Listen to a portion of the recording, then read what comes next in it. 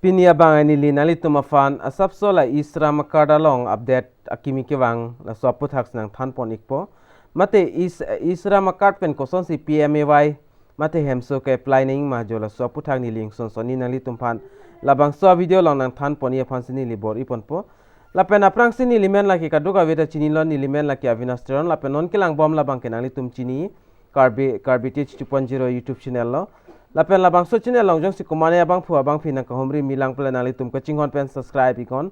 lapen adung het bel arjan ta dui da kanali tum ber ponik denon la lo bole monon phi nili kapre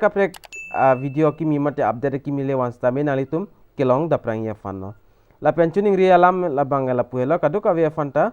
nali tum video ki cheng pen ki jot an kelang ya fansi tuning ri iglo la si pader depin pen la so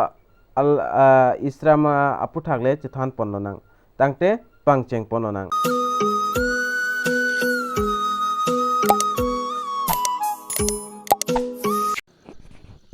lapenali tum la screen along thek ponlong Pradhan Mantri Awas Yojana Gramin mate PMAY nali tum dak pen thek ponlong ikpo lapen nali tum aprang si la so details saying pul nali tum tala so video description along stami link banglong ikpo la so link long nali tum ber pen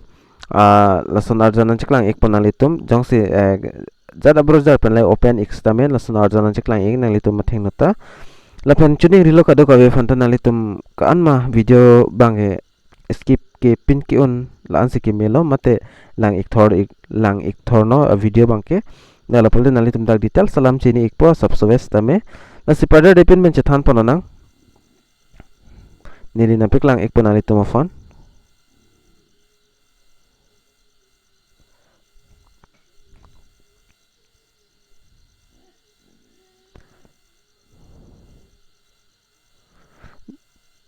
lalo nang litum da screen long thek pon long po pe amota ni lina litum hana piklang ikelo la pe na prang si tak chini pon nang eligibility komama tum sikilo hima long lema dak bana litum lang long ikpo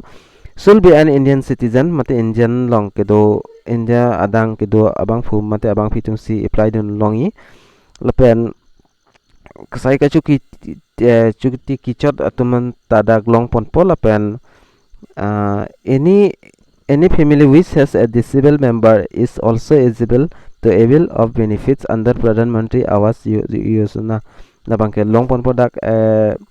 madu rason a family do kumane ari ka hino aking ka hino putum ta do jo lason tum bangta apply den mi pesidak bang ke tok pon lo mate laso scheme bange long deni bang sidak tok pon iglo lapen aku dutula lala sangkong laki jut sangkong bange nali tum dak thek pon long po those who do not have any permanent job and only engage with the casual labor mate chongdat chot hajira chidun chot jora so abang phu mate abang phitum ta dak la so le bangke pipon pom mate long poni pu bangsi dak bange tok pon iglo la pen la son thak si benefit kan an ali sikiloi ma ali bang la bang dak lang pon nang dak bangke nali tum thek ponang pol la benefit mate ali bangke assistance provided to the beneficiary to the tune of 1.2 lakhs in plans area mate town arai ke dotum an bhan bang ke dak 1.2 lakhs an tron pon pol pen and 1.3 lakhs in hilly area mate inglong so mate hills area tum han bange dak 1.3 lakhs an pipon po pusi dak toklo ali lo la bang ali lan an long deni jo la so scheme along mate la Pradhan Mantri Awas Yojana mate PMAY la so along ali lan ansi pipon po jo la bang plans area la nang litum dak pan lang pon thu ik thot non 1.2 lakhs bang ke plan area tum han people apen 1.3 lakhs bang ke dak hill area tum han ron pon po mate pipon po pusi dak toklo nasional itu mako bateng sidak pelang pontono eligibility kumama abang fu abang fitum sike apply den mi man dak banali tum thek molong etpo dak pen lang pon exerno nalitum la penali tum mithang le dak wang pen lang ta choklo la bang kem pen na process banili nang thanik elo so video long description long stami link longi so link long ber iko ante nalitum thek long ikpo jolalo la pen non bang ako than pon nang kumantu adet man te koson se ke apply ning malateng son alam lo la ke apply ning a process ba non dak thang update people lang la se dak E-Sharm akat ki tum an long poni bu bang se dak update bang ke bang chotlang la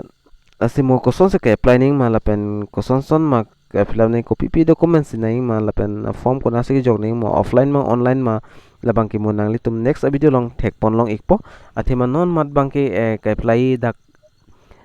ke apply bang ke update bang velang la simo jongsi ka apply ta update bang lo pulte nili so YouTube channel long nali tum phan nang than pachini pon ikpo